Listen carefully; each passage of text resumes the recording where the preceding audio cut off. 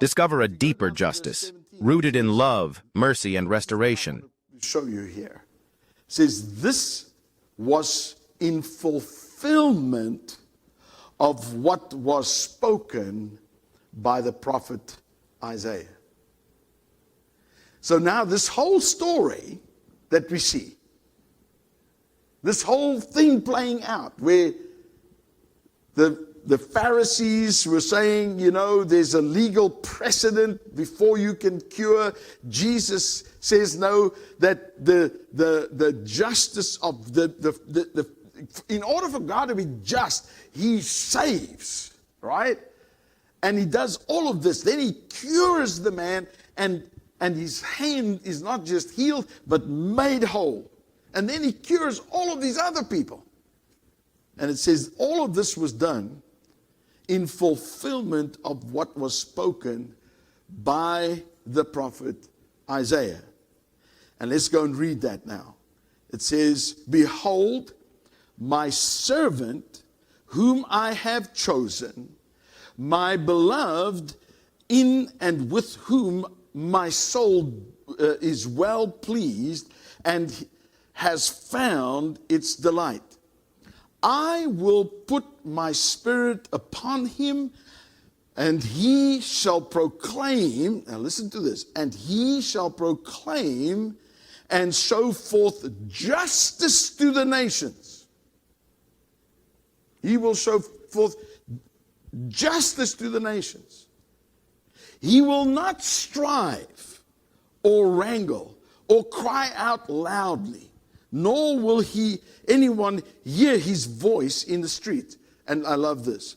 A bruised reed he will not break. Boy, that's now it's telling us what God's justice is really about. He says he will show forth justice to the nations. He will not strive or wrangle or cry loudly, nor will anyone hear his voice in the street. He will not, a bruised reed he will not break.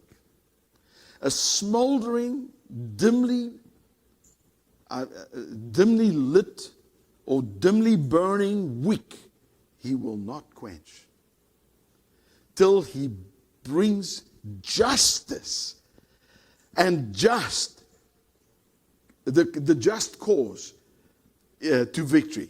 And he says, and on his name will the Gentiles, the people outside of Israel, they will put their hopes. Isn't that beautiful? You see, what we see here is that Jesus was sent. And this passage of Scripture says Jesus did what he did to demonstrate God's justice to us, to the world, really. This kind, I don't know about you, but this kind of justice speaks of love, speaks of mercy, it speaks of tenderness, of nurturing and healing and restoration.